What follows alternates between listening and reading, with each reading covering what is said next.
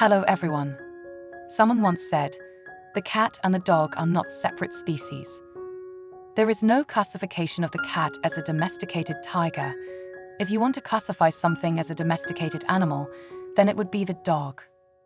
Basically, it's no surprise that things don't always develop as we may have expected. And today's story is a perfect example of that. It all started when a villager from China named Su Mu decided to buy a puppy that was sold on the side of the road. The thing was that their family dog had died shortly before that, and Su Mu felt it was time for their family to get a new friend. The man was on his way home from a trip and decided to stop at a small market near the road where he saw this puppy. According to the seller, it was a Tibetan Mastiff. The future defender of the house immediately liked Su Mu. And since the man had long dreamed of having a large dog, he bought the puppy without much doubt and took it home. His family started raising the puppy as an ordinary domestic dog. What is so unusual about his story? You may ask. It seems rather ordinary, and so it would be, but the story wasn't public along 2 years later.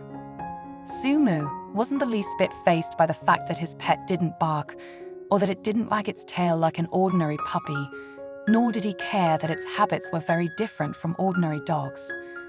The man only began to realize that something was off when the animal continued to grow well beyond its expected size. One of its old habits was its diet. The pet liked eating fruits and berries, especially watermelons, as well as broth and noodles. Soon, the animal grew so huge that it was already heavier than its owner. Moreover, as the animal grew bigger, it looked less and less like a mastiff. According to Su Mu, he'd been suspecting that it wasn't really a dog for quite a while, but he finally admitted to this mistake only 2 long years later. At first it did look like a small Tibetan Mastiff, but as it grew bigger and bigger, it began to resemble a black bear. I understood that bears should be feared, but this animal lived with me for 2 years and ate from my hands, and it mostly behaved like a domestic puppy. It played with me, hugged me, and licked me. We became very attached to. Although I couldn't help but realize that it wasn't an actual dog. Su Mu's family treated the wild animal well, and it loved the family back, but eventually it became obvious to everyone that it was a bear. The family had to part with their pet, although it took the owners some time to accept this fact.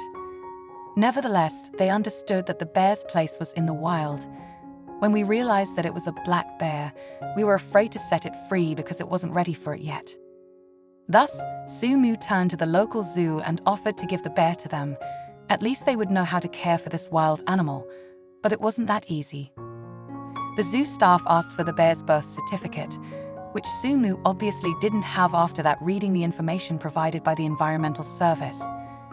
The owner of the bear learned that the domestication of wild animals was actually a strict violation of the law, but there was no way out because the bear had to be saved. Soon, the man had to contact the Forest Protection Bureau so that all the necessary documents would be drawn up for the animal. After which it would be taken away, and when the specialist from the bureau came for the animal, no one had any doubts left that it wasn't Mastiff. The height of the bear at the withers was about 1 meter, and it weighed about 200 kilograms.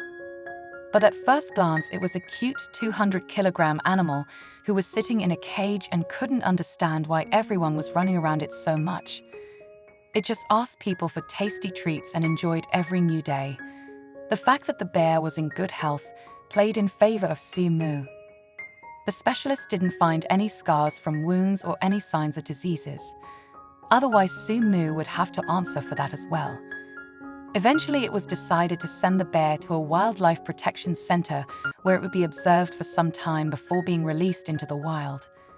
The family was devastated to let go of their friend, but they knew it was for the better.